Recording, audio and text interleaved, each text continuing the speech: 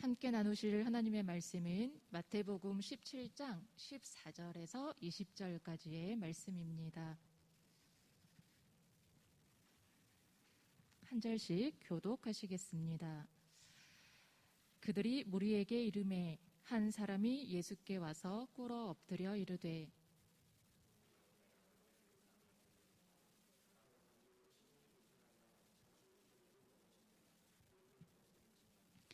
내가 주의 제자들에게 데리고 왔으나 능히 고치지 못하더이다.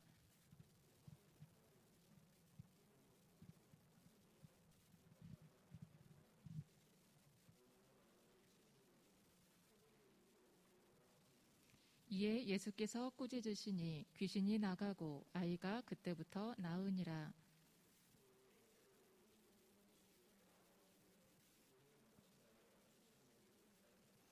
함께 읽습니다. 이르시되 너희 믿음이 작은 까닭이니라. 진실로 너희에게 이르노니 만일 너희에게 믿음이 겨자씨 한 알만큼만 있어도 이 산을 명하여 여기서 저기로 옮겨지라 하면 옮겨질 것이요 또 너희가 못할 것이 없으리라. 아멘. 창조절 넷째 주일을 맞았습니다. 주님의 은혜와 평화가 함께 하시기를 기원합니다. 한가위 명절은 잘 보내셨나요? 한가위라는 말의 뜻이 한이 클한, 크다라는 뜻이고 가위는 가운데를 뜻한다고 합니다. 그래서 말 그대로 풀어보면 가을의 한 가운데 있는 가을날, 큰 날, 이게 한가위라고 기록이 되어 있더라고요. 우리가 가을의 한 가운데로 들어섰습니다. 인간은 내일을 기약하기 어려운 상황을 살아가지만 인간의 고단함과는 무관하게 계절은 어김없이 이렇게 변화하고 있습니다. 변화하는 창조의 섭리처럼 불투명해 보이는 우리의 미래도 하나님께서는 분명 선한 모습으로 변화시켜 가시리라고 소망합니다. 그 소망을 안고 지금 우리의 상황, 지금 우리의 시간을 아름답게 소중하게 가꾸어가는 우리가 되기를 기원합니다. 오늘 본문 바로 앞에는 변화산의 사건이 나옵니다. 예수님께서 베드로, 요한, 야고보를 데리고 산에 오르셨고 그곳에서 예수님은 얼굴이 해같이 빛나고 옷이 새하얗게 천사처럼 변했습니다. 그리고는 모세, 엘리야와 더불어 이야기를 즐겁게 나누셨습니다. 그 광경이 얼마나 신비롭고 아름다웠던지 그 자리에 동행했던 베드로는 우리가 여기에서 지냅시다, 여기서 지내고 싶어요 라고 이야기를 할 정도였습니다. 하지만 아직 해야 할 일이 많으신 예수님은 산 아래로 내려오셨습니다. 황홀하고 행복하고 평안한 경험을 뒤로 하고 산 아래로 내려올 때 제자들의 마음은 얼마나 아쉬웠겠습니까? 그런데 이런 아쉬움과는 대조적으로 산 아래서 이들을 기다리고 있던 것은 간질병에 시달리는 아들을 둔 한 아버지였습니다. 산 위의 세계와 산 아래의 세계가 이렇게 달랐습니다. 그리고 어쩌면 이것이 우리 삶의 모습인지도 모릅니다. 하늘과 연결된 감동, 하나님 앞에서의 감격과 고백, 감사, 이런 것들은 참 짧고 일상에서 만나는 여전히 계속되는 풀어야 하는 숙제 같은 것들이 우리 현실에는 더 많습니다. 여러분, 높은 산에 올라갔던 경험을 한번 떠올려 보십시오. 굳이 높지 않고 남산에 올라가서 아래에 있는 서울 시내만 바라보더라도 아래 세상에 있는 것들이 참으로 작게 보입니다. 넓어 보이던 도로도 조그마한 길로 보이고 여기저기 우뚝 서 있던 빌딩들도 모두 내 발 아래에서 조그마합니다. 그러면 우리가 그러면서 한번 생각을 하잖아요. 그래, 인생 별거 아니야. 훌훌 털고 다시 일어나자. 그런데 산에서 내려와 다시 일상으로 돌아오면 어떻던가요? 신당동에만 들어서도 골목에 어깨를 스치듯 지나가는 오토바이들이 여전하고요. 학교에 내야 할 과제들도 여전할 거고요. 준비하고 있는 시험, 거기에 대한 압박감, 또는 우리의 미래가 어떻게 될까, 어떤 일을 선택해야 할까, 우리의 고민들도 여전하고요. 직장에서 제출하라고 하는 서류들, 이런 것들도 여전하겠지요. 세상은 아무래도 산 위에서 보는 것과는 같지만은 않은 것 같습니다. 가까이서 보면 저 높은 곳에서 보이지 않던 것들이 자꾸만 우리 앞에서 우리를 괴롭힐 때가 있으니까요. 그런데 그렇다고 해서 산 위에서 내려다보던 것들은 다 거짓이고 지금 내 옆에 피부로 느끼는 것들만 사실인 것은 아니죠. 우리의 살아가는 일이 그만큼 다채롭다는 얘기입니다. 제자들이 산 위에서 경험한 신비한 모습과 산 아래에서 만난 간질에 걸린 아들을 둔 아버지와의 만남 모두가 동일선상에 있는 우리 삶의 모습입니다. 사람들은 삶의 무게가 무거울 때 자꾸만 좀 그 삶을 멀리 떨어져서 보고 싶어 할 때가 있습니다.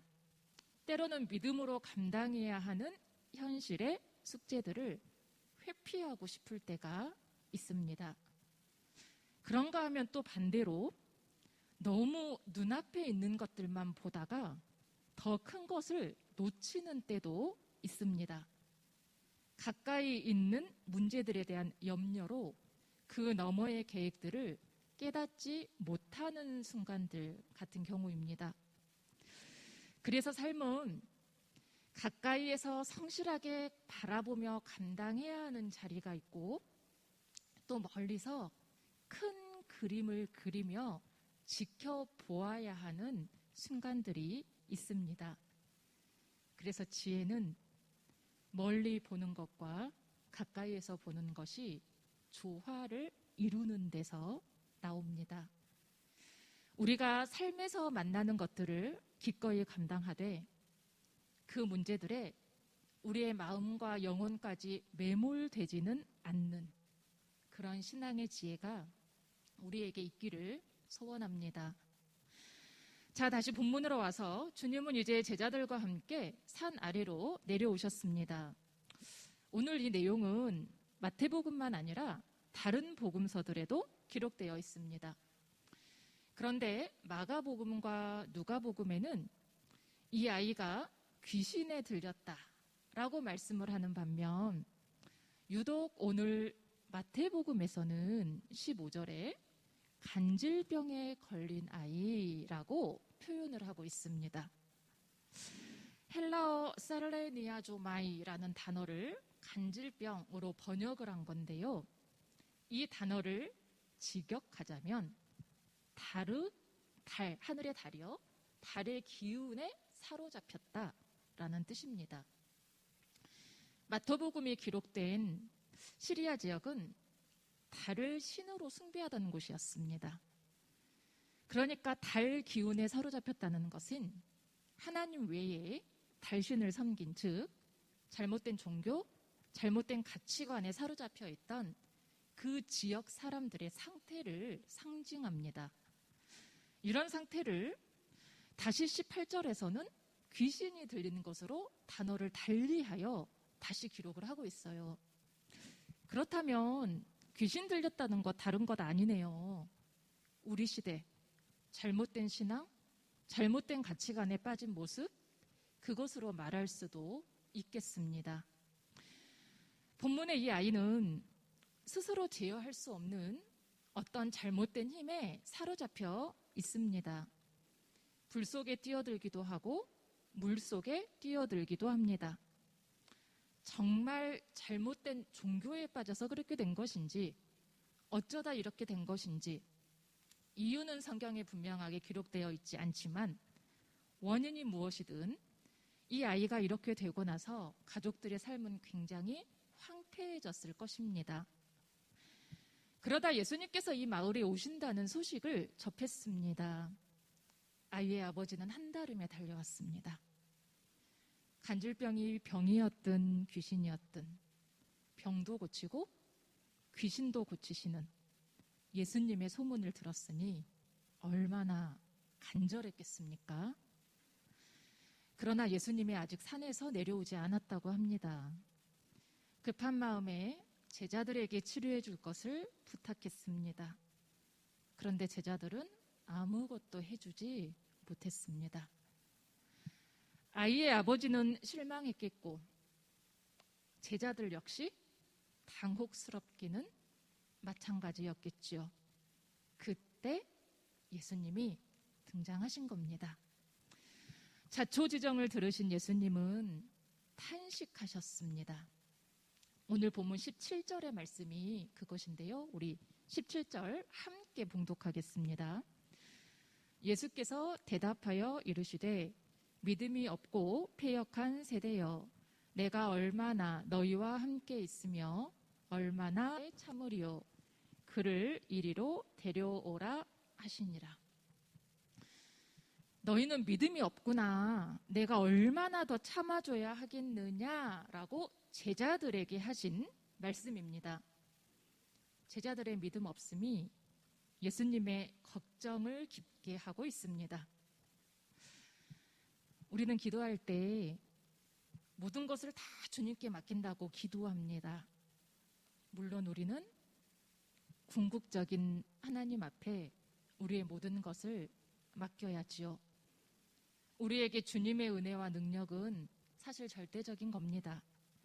주님이 일하시도록 우리를 내어드리죠. 하지만 이 말이 모든 것을 의존하기만 하라는 의미는 결코 아닙니다. 주님은 우리가 주님께서 모든 걸 지시해줘야 하는 로봇으로 만들지 않으셨습니다.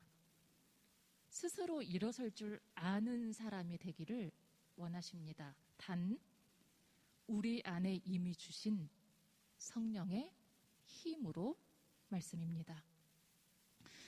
이미 성령을 통해 우리 안에 힘과 지혜를 주셨는데 나는 안 돼요, 나는 못해요 하는 사람들에게 내가 언제까지 너희와 함께 있어야, 내가 언제까지 참아야 하겠느냐 하시는 주님의 답답함이 고스란히 느껴집니다.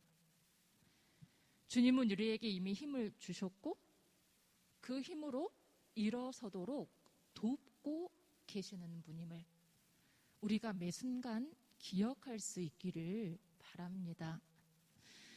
18절 이하에서는 예수님이 귀신을 꾸짖으시고 아이가 나음을 받았습니다.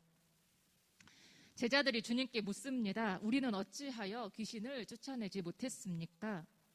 이에 주님은 너희 믿음이 작기 때문이라 말씀합니다. 여기서 믿음이 작다는 말은 불신앙을 뜻합니다.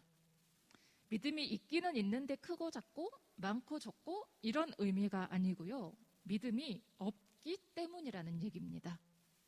그러면서 좀 이해하기 어려운 말씀을 하시지요. 본문 20절의 말씀도 우리 같이 봉독합니다. 시작. 이르시되 너희 믿음이 작은 까닭이니라. 진실로 너희에게 이르노니 만일 너희에게 믿음이 겨자씨 한 알만큼만 있어도 이 산을 명하여 여기서 저기로 옮겨지라 하면 옮겨질 것이요 또 너희가 못할 것이 없으리라. 여러분, 이게 정말 가능한 일인가요? 믿음만 있으면 한라산을 가져다가 서울에다가 옮겨 놓을 수가 있는 건가요? 사실 그거는 있어서는 안 되는 일이죠. 자연 질서가 얼마나 혼란스러워지겠습니까?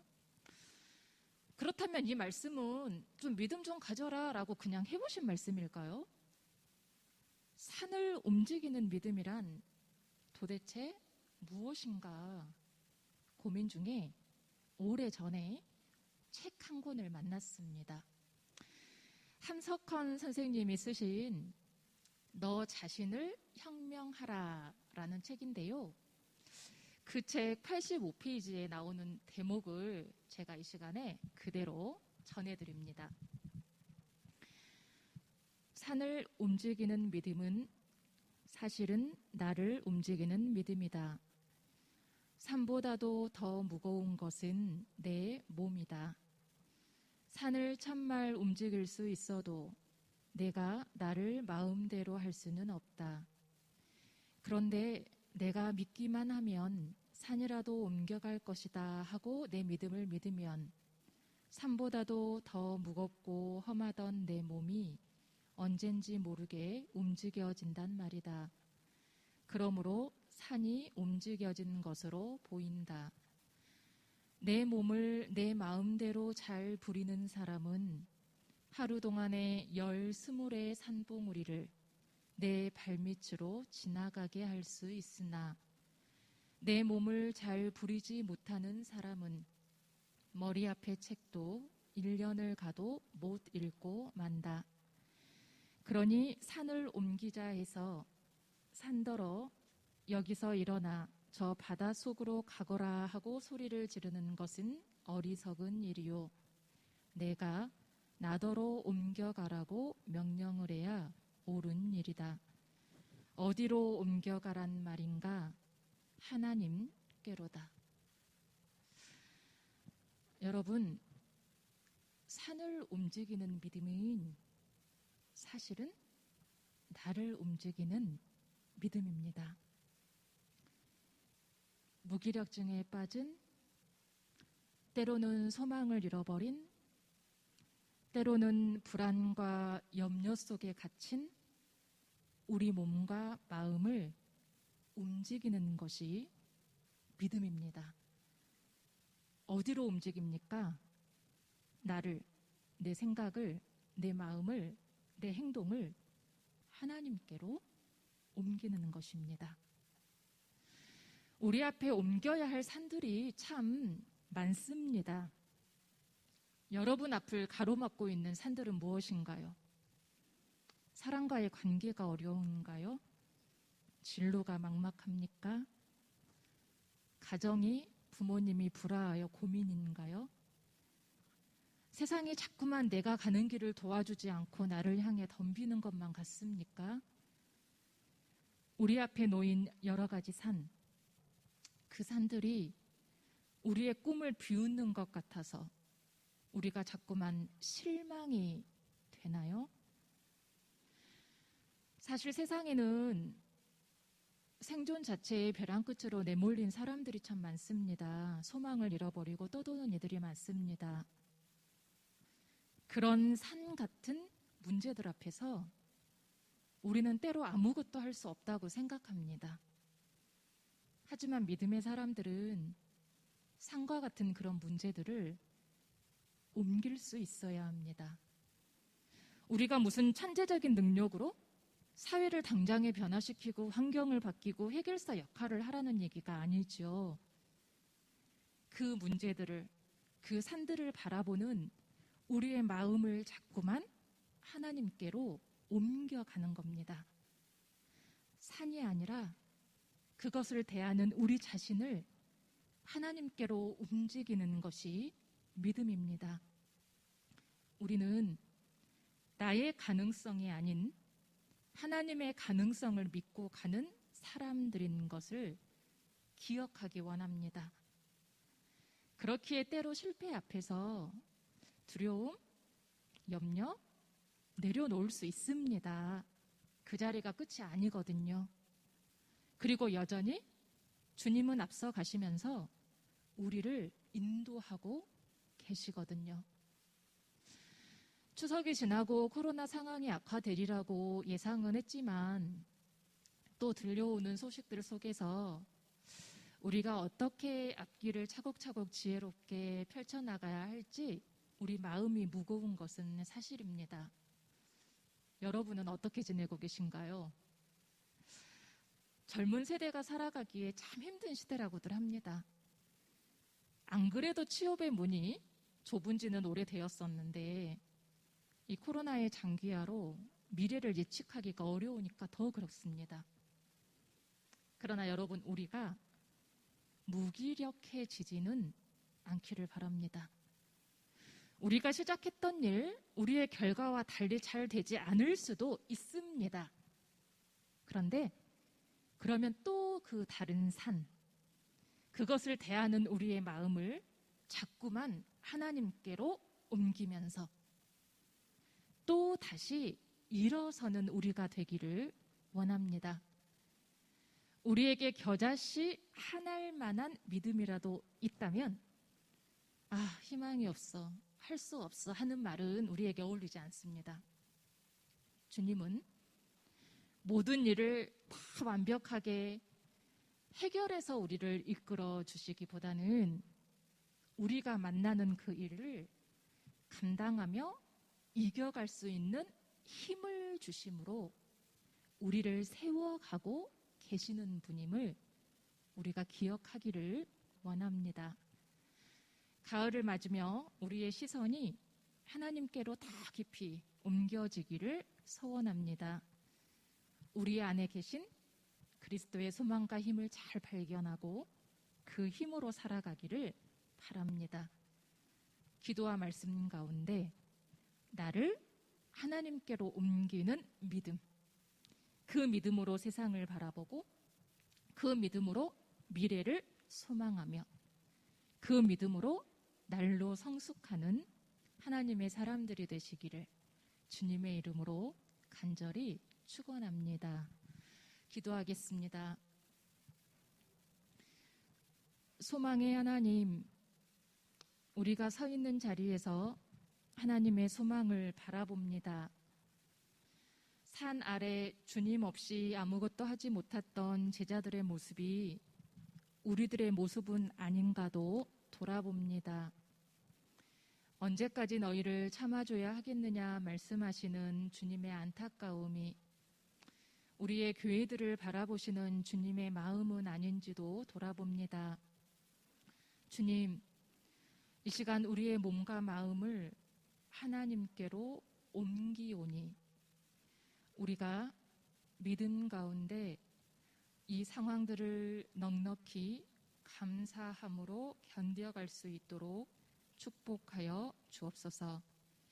삶의 자리에서 만나는 크고 작은 산들 앞에서 질의 두려움으로 겁먹지 않게 하옵시고 혹여 그 산을 넘다 우리의 계획과 다른 결과를 만나더라도 또다시 더 선한 길을 안내하실 주님을 신뢰하면서 훌훌 털고 일어나 주님과 함께 동행하도록 우리를 붙잡아 주옵소서.